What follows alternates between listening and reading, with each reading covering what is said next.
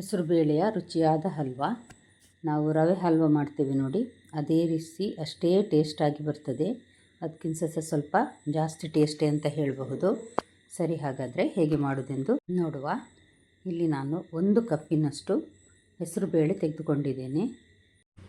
ಇದನ್ನು ನೋಡಿ, ನಾನು ಈ ಸ್ಟ್ರೈನರಿಗೆ ಹಾಕಿ ಡೈರೆಕ್ಟ್ ಪೈಪಿನ ನೀರು ಹಿಡ್ಕೊಂಡು ಒಂದು ಸಲ ಕ್ಲೀನ್ ಮಾಡ್ತೇನೆ. ಈ ರೀತಿ ಇಷ್ಟೇ ಸಾಕು. ಎಲ್ಲ ನೀರನ್ನು ಆರಿಸಿ ನಂತರ ಇದನ್ನು ನಾವೀಗ ಡ್ರೈ ಫ್ರೈ ಮಾಡಲಿಕ್ಕಿದೆ. ಬೇರೆ ಏನು ಇದಕ್ಕೆ ತುಪ್ಪ ಎಲ್ಲ ಈಗ ಹಾಕಲಿಕ್ಕಿಲ್ಲ. ಮೊದಲಿಗೆ ನಾನೀಗ ಮೀಡಿಯಮ್ ಟು ಹೈ ಫ್ಲೇಮ್ ಇಟ್ಟಿದ್ದೇನೆ, ಅಂದರೆ ಸ್ವಲ್ಪ ಬಿಸಿ ಆಗಲಿ ಅಂತ. ಸ್ವಲ್ಪ ಬಿಸಿ ಆದ ಕೂಡಲೇ ಲೋ ಫ್ಲೇಮಲ್ಲಿ ಇದನ್ನೊಂದು ಸಾಧಾರಣ 7-8 ನಿಮಿಷದಷ್ಟು ಇದನ್ನು ಫ್ರೈ ಮಾಡಬೇಕು. ಮೆಲ್ಲ ಉರಿಯಲ್ಲಿಯೇ ಒಳ್ಳೆ ಕ್ರಿಸ್ಪಾಗಿ ಬರ್ತದೆ ಹೆಸರುಬೇಳೆ. ಅಷ್ಟರವರೆಗೆ ನಾವು ಇದನ್ನು ಒಳ್ಳೆ ಪರಿಮಳ ಸಹ ಬರ್ತದೆ. ಈ ರೀತಿ ಡ್ರೈ ಫ್ರೈ ಮಾಡಬೇಕು. ಚೆನ್ನಾಗಿ ನೋಡಿ ಫ್ರೈ ಆಯ್ತು. ಈಗ ನೋಡಿ, ನೋಡುವಾಗಲೇ ಗೊತ್ತಾಗ್ತದೆ ಎಷ್ಟು ಚೆನ್ನಾಗಿ ಸೌಟಿಂದ ಕೆಳಗೆ ಬೀಳ್ತಾ ಇದೆ ನೋಡಿ. ಬಣ್ಣ ಜಾಸ್ತಿ ಫ್ರೈ ಆದರೆ ಬಣ್ಣ ಸಹ ಕಪ್ಪಾಗ್ತದೆ. ಆಗಾಗದಾಗೆ ಸ್ವಲ್ಪ ಮೆಲ್ಲ ಉರಿಯಲ್ಲಿ ಫ್ರೈ ಮಾಡಬೇಕು. ಇದನ್ನು ನಾನೀಗ ತಣ್ಣಗಾಗಲಿಕ್ಕಿಟ್ಟು ನಂತರ ಸ್ವಲ್ಪ ತಣ್ಣಗಾದ ಮೇಲೆ ಮಿಕ್ಸಿ ಜಾರಿಗೆ ಹಾಕ್ತಾ ಇದ್ದೇನೆ.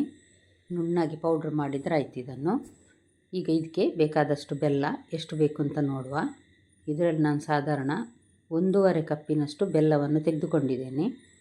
ಈ ಬೆಲ್ಲವನ್ನು ನಾವೀಗ ನೀರು ಮಾಡಿ ಹಾಕುವ, ಯಾಕಂದರೆ ಅದರಲ್ಲಿ ಕಸ ಕಡ್ಡಿ ಇರ್ತದೆ. ಅದಕ್ಕೋಸ್ಕರ ಸಾಧಾರಣ 3.5 ಲೋಟದಷ್ಟು ನೀರು ಬೇಕಾಗ್ತದೆ ಇದಕ್ಕೆ.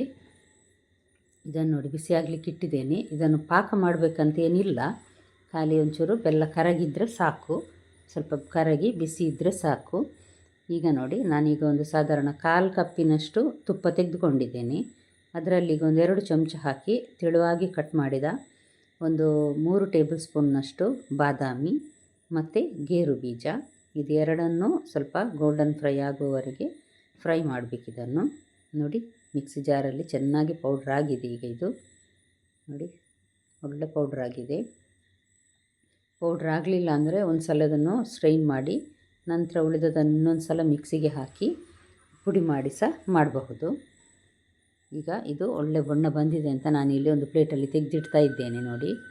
ಈಗ ಅದೇ ತುಪ್ಪಕ್ಕೆ ನಾನೀಗ ಒಂದು 4 ಟೇಬಲ್ ಸ್ಪೂನ್ನಷ್ಟು ತುಪ್ಪವನ್ನು ಹಾಕಿ ಇದಕ್ಕೆ ನಾನೀಗ ಒಂದು 2 ಟೇಬಲ್ ಸ್ಪೂನ್ನಷ್ಟು ರವೆ ಮತ್ತು 2 ಟೇಬಲ್ ಸ್ಪೂನ್ನಷ್ಟು ಕಡಲೆ ಹಿಟ್ಟು, ಇದು ಹಾಕಿದರೆ ಎಕ್ಸ್ಟ್ರಾ ಟೇಸ್ಟ್ ಸಹ ಸಿಗ್ತದೆ ಮತ್ತು ಸ್ವಲ್ಪ ಬೈಂಡಿಂಗಿಗೆ ಒಳ್ಳೆಯದಾಗ್ತದೆ ಅಂತ.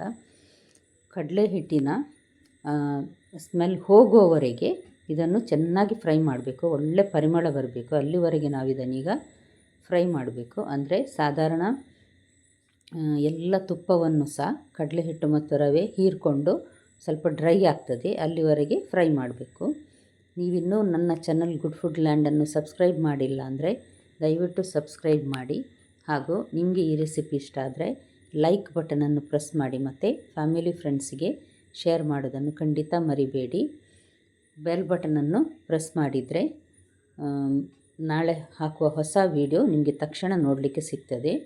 ಈಗ ನೋಡಿ, ಹೆಸರು ಬೇಳೆಯನ್ನು ನಾನಿಲ್ಲಿ ಹಾಕಿದ್ದೇನೆ. ಪುಡಿಯನ್ನು ಹಾಕಿ ಇದನ್ನೊಂದು ಸಲ ಇದೇ ರೀತಿ ಫ್ರೈ ಮಾಡಬೇಕು. ಸ್ವಲ್ಪ ಎಲ್ಲಿಯಾದರೂ ಹೆಸರುಬೇಳೆ ಫ್ರೈ ಆದದ್ದು ಕಡಿಮೆ ಆದರೆ ಸಹ ಈ ರೀತಿ ಫ್ರೈ ಮಾಡೋದ್ರಿಂದ ಒಳ್ಳೆ ಪರಿಮಳ ಬರ್ತದೆ, ಇಲ್ಲಾಂದರೆ ಹಸಿ ವಾಸನೆ ಬರ್ತದೆ. ಅದಕ್ಕೋಸ್ಕರ ಫ್ರೈ ಮಾಡ್ತಾ ಇದ್ದೇನೆ.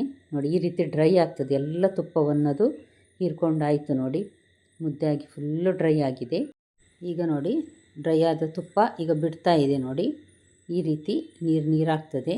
ಚೆನ್ನಾಗಿ ಫ್ರೈ ಸಹ ಆಯ್ತು. ಇದು ಒಳ್ಳೆ ಪರಿಮಳ ಬರ್ತಾ ಇದೆ ಮತ್ತು ಸ್ವಲ್ಪ ಬಣ್ಣ ಸಹ ಚೇಂಜ್ ಆಗ್ತಾ ಇದೆ. ಈ ಟೈಮಲ್ಲಿ ನಾನೀಗ ಬೆಲ್ಲದ ನೀರನ್ನು ಹಾಕ್ತಾ ಇದ್ದೇನೆ ನೋಡಿ. 3.5 ಕಪ್ಪಿನಷ್ಟು ಬೆಲ್ಲದ ನೀರನ್ನು ನಾನು ಇದಕ್ಕೆ ಹಾಕ್ತೇನೆ. ಬೆಲ್ಲ ಕರಗಿ ಸ್ವಲ್ಪ ನೀರು ಜಾಸ್ತಿ ಆಗ್ತದೆ, ಪರವಾಗಿಲ್ಲ, ಅದನ್ನು ಸಹ ಹಾಕುವ. ಯಾಕಂದರೆ ಹೆಸರುಬೇಳೆ ತುಂಬ ನೀರು ಎಳ್ಕೊಳ್ತದೆ, ನಂತರ ಸ್ವಲ್ಪ ಗಟ್ಟಿ ಆಗ್ತದೆ. ಅದಕ್ಕೋಸ್ಕರ ತಕ್ಷಣ ಮೆಲ್ಲ ಉರಿಯಲ್ಲಿ ಇದನ್ನು ಸರಿ ಮಿಕ್ಸ್ ಮಾಡಬೇಕು ನೋಡಿ. ಈ ರೀತಿ ಏಲಕ್ಕಿಯನ್ನು ಒಂದು 6-7 ಏಲಕ್ಕಿಯನ್ನು ನಾನಿಲ್ಲಿ ಕುಟ್ಟಿ ಪುಡಿ ಮಾಡಿ ಇಟ್ಟಿದ್ದೇನೆ. ಈಗ ಅದನ್ನು ಸಹ ಹಾಕುವ.